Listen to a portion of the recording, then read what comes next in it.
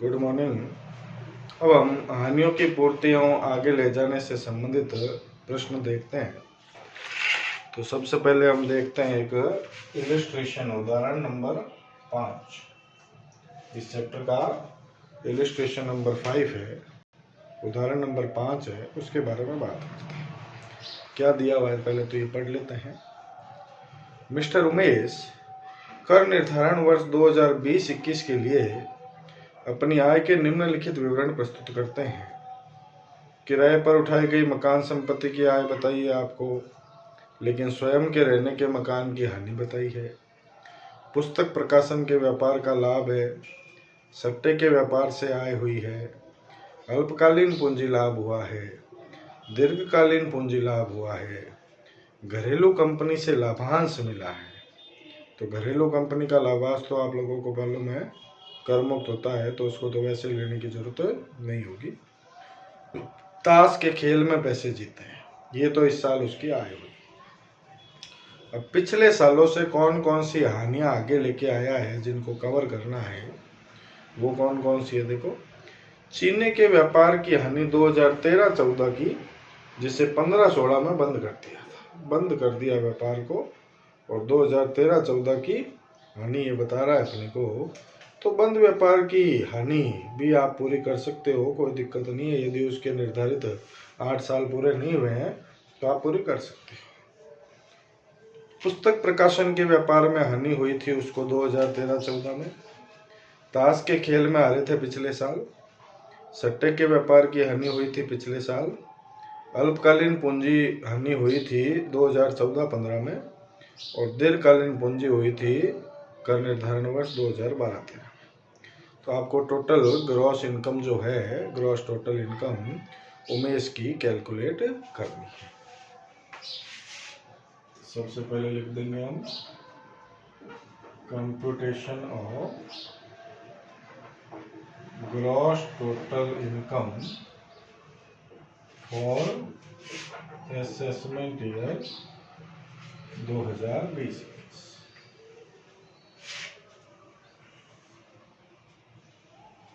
क्या है इसमें देखो आप।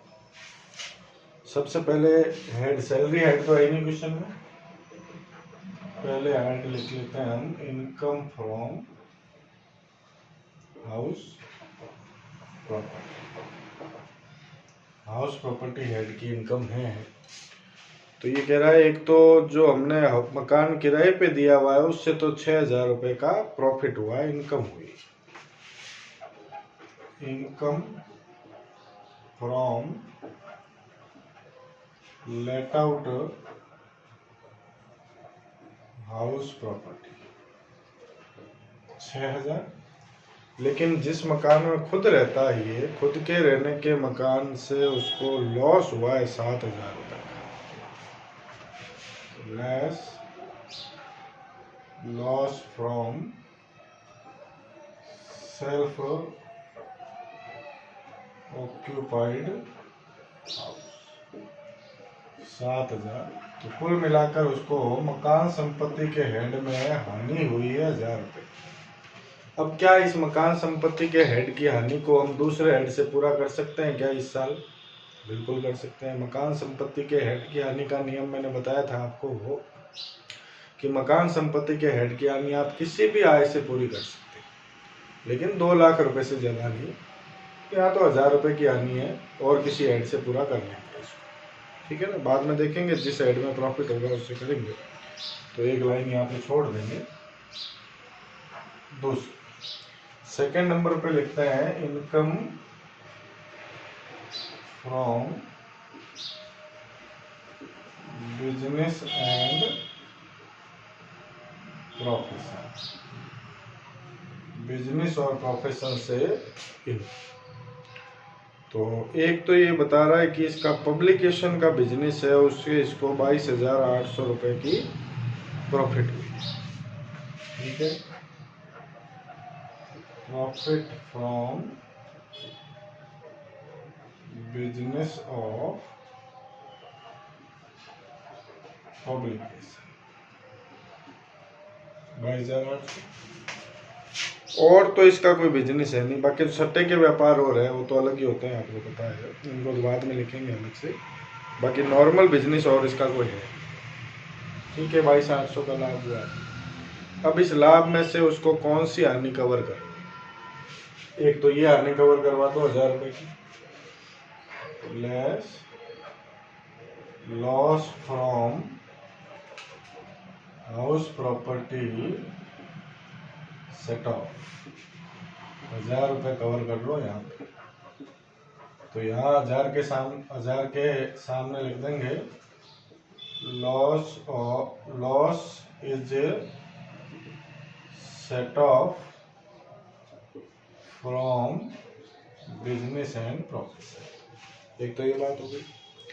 अब एक तो ये बता रहा था अपने को कि 2013-14 के चीनी के व्यापार की इसकी हानि थी, है ना, और 6500 रुपए की जो अभी तक पूरी नहीं हुई है। तो 13-14 की मतलब 8 साल अभी पूरे नहीं हुए हैं, तो फिर इस व्यापार की हानि को पूरा कर सकते हो आप। ठीक है ना, 6500 रुपए की हानि है, तो लेस कर देंगे brought forward loss of sugar business. कितने रुपए का, 6500 रुपए का, ये घटा देते हैं। अब ये लाभ बच गया 15300। फिर कह रहा है 2013-14 के पुस्तक व्यापार से भी इसको हानि हुई थी, पब्लिकेशन से भी 4500 रुपए की, तो उसके भी 8 साल पूरे नहीं हुए, वो भी घटा सकते हैं। Less brought forward loss of publication business. कितने रुपए की हानि हुई थी पब्लिकेशन बिजनेस से, 4500 रुपए की, वो भी यहाँ कवर कर लो। अब ये बचा 10,800 का लाभ इसका। ठीक है ना, उसके बाद में बस और तो इसको कोई कवर करना नहीं है, क्योंकि पिछले और साल के तो व्यापार का कोई घाटा है नहीं।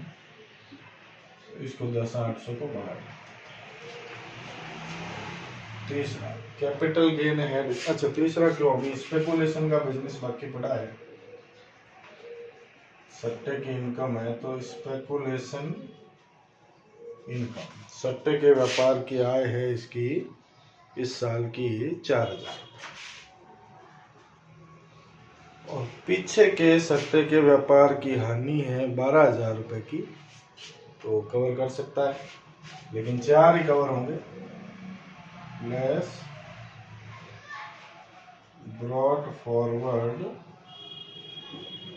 लॉस ऑफ स्पेकुलेटिव बिजनेस 12000, लेकिन 12 लेस करोगे तो 8000 की हानि अभी भी रहेगी।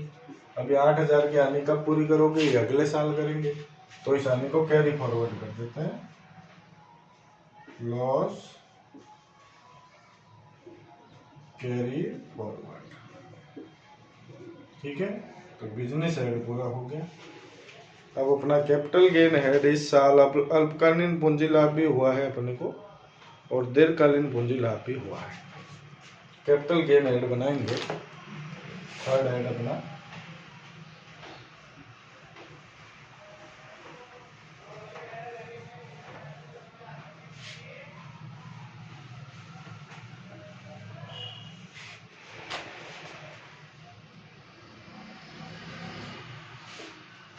Third number, income from capital. सबसे पहले लिख लेते हैं शॉर्ट टर्म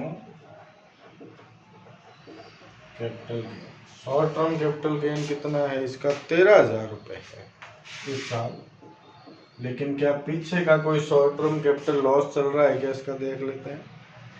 तो पीछे का है 2014-15 का 6000 का लॉस है, तो वो घटा देंगे। ठीक है ना, less brought forward short term capital loss 6,000, 7,000 बच गई इसकी इनकम। उसके बाद लिखते हैं long term capital gain. Long term capital gain है इसका 2,000 रुपये का, और पीछे की लॉन्ग टर्म हानि चल रही है 7,000 की, 12-13 की, 12-13 अभी है, 20-21 8वां साल है, पूरा कर सकते हैं, कोई दिक्कत नहीं है। लेकिन लॉस तो 7,000 का है, तो आप 2,000 में से 7,000 घटाओगे तो फिर भी लॉस रहेगा। अब बाकी जो लॉस रहेगा ना, वो आगे कैरी फॉरवर्ड कर नहीं पाओगे अगले साल के लिए। क्यों? क्योंकि ये 8वां साल है, 8 साल के बाद पूरा नहीं होते हैं। तो इसमें से लेस करेंगे brought forward long term capital loss 7,000, तो ये 5,000 का लॉस रह गया ना, इसके सामने लिख देंगे not to be carried forward. अब अगले साल ये कैरी फॉरवर्ड नहीं होगा लॉस, क्योंकि अपना समय अवधि जो है इसकी वो पूरी हो गई। ठीक है, अब लेते हैं अदर सोर्सेज हेड, चौथा हेड ले लेते हैं अपना income from other sources.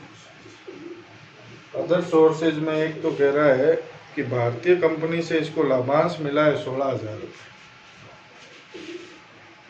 Dividend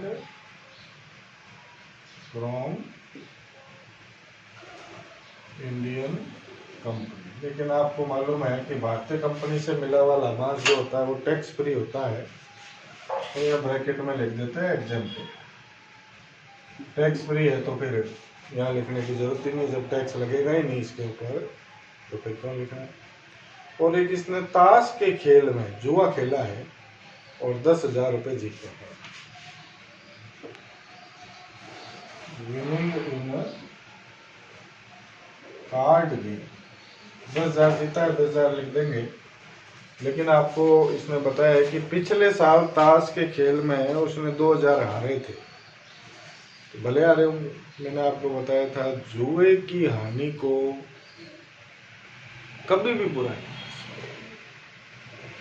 जुए की हानि को अगले साल पूरा करना तो दूर है, उसी साल भी दूसरे हेड से पूरा नहीं कर सकते हो, क्योंकि जुए की लॉटरी की जो हानि है इनको कभी भी पूरा नहीं किया जा सकता है। इसके बारे में मैंने आपको बताया था। तो ये आपके अदर सोर्सेज हेड में 10,000 की इनकम। अब चारों हेड की टोटल कर लेंगे। चारों हेड की टोटल हो रही है आपके 27,800। ये जो टोटल आएगी इसको हम कहेंगे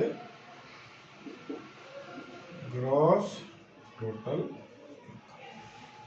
तो इस तरह से आपके ये प्रश्न जो है ये कंप्लीट हो गया। तो मुख्य बातें आपको फिर से कह दूं एक बार कि वही ध्यान रखनी है कि एक तो कौन सी हानियां चालू वर्ष में किस किस शीर्षक से पूरी हो सकती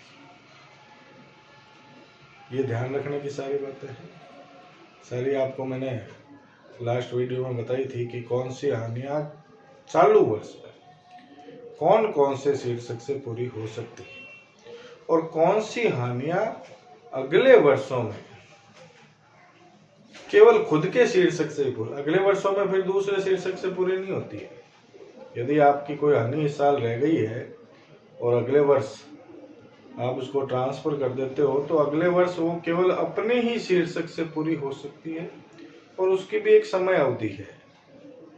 कुछ हानियां वो 8 साल तक पूरी हो सकती है, कुछ हानियां वो 4 साल तक पूरी हो सकती है। तो ये समय अवधि भी अपने को ध्यान रखनी पड़ेगी कि कितने समय तक आप उस हानि को पूरा कर सकते हो और उसके बाद में उसको पूरा नहीं कर सकते हो। जैसे अभी ये बात आई, इसका 8वां साल था, 7,000 का लॉस था, 8वां साल चल रहा था, तो अब 8वें साल के बाद में आगे तो ले जा नहीं सकते, पूरा नहीं कर सकते ना। तो 5,000 का लॉस है वो कैरी फॉरवर्ड आगे हम नहीं कर पाए, क्योंकि 8वें साल के बाद लॉस पूरा नहीं होगा, ऐसा नियम आपको मालूम है। तो ये सब चीज़ें जो है बेसिक बातें हैं इस चैप्टर की, वो आपको ध्यान रखनी है ताकि आप लोग जो है इसको अच्छी तरीके से टैकल कर पाओ चैप्टर को, ठीक है ना। तो नेक्स्ट टाइम पे अपने एक और क्वेश्चन इसका देखते हैं और उसके बाद में ये चैप्टर वैसे भी ख़त्म हो जाएगा। Thank you.